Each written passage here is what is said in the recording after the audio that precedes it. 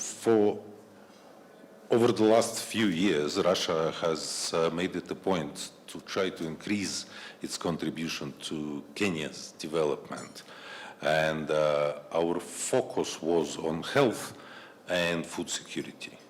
And we have already made contributions through the UN system. We made contributions to combat the locust invasion and also food through the World Food Program.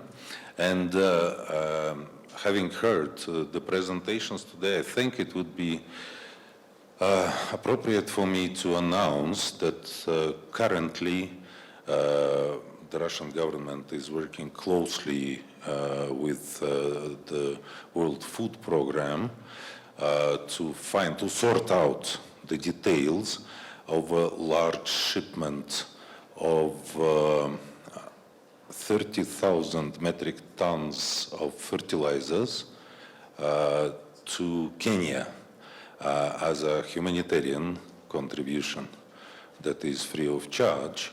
And we definitely hope that this effort will contribute to food security because in order to make the Kenyan agriculture more sustainable.